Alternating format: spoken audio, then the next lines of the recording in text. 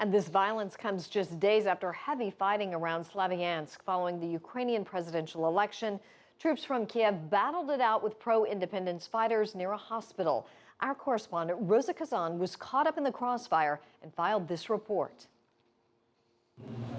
The damage left by the artillery fire on Friday inside the dining hall of the regional psychiatric hospital of Slavyansk. Over 300 patients had been treated here, but on Monday the hospital's director ordered staff to evacuate the patients after artillery fire hit the compound several times in the last week. Given the difficult situation that's now in city, we have the decision to relocate our patients to other psychiatric treatment hospitals in our region. He told the staff they had Monday and Tuesday to evacuate. As we continued filming there, it became apparent opposition fighters had established one of their positions here.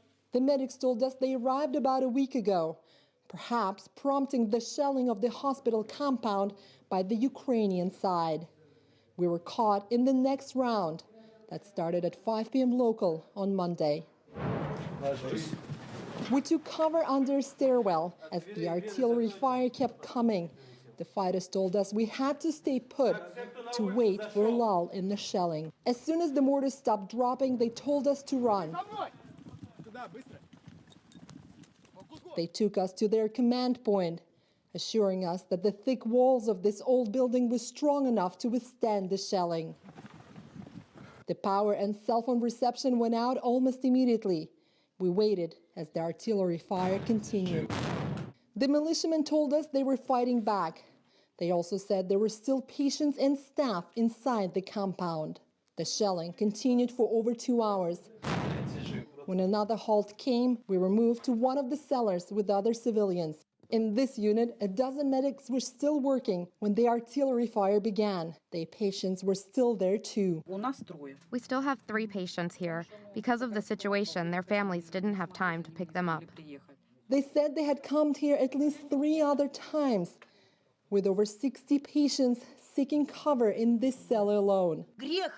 It's a huge sin to do this to those of us who are already so vulnerable. They'll have to beg us for forgiveness for doing this to us for the rest of their lives. It's about 10:30 p.m. local time. The medics and the patients have been inside this basement for 5.5 hours. And when the shelling started, the only thing they were able to take with them was this bucket of water. They weren't able to take any food or any other supplies. Although the fighting had died down, we stayed inside. It was still too dangerous, we were told, to leave the compound. The respite came in the morning, along with fresh evidence of the latest round of fighting. Roza Kaza, CCTV, Slavyansk.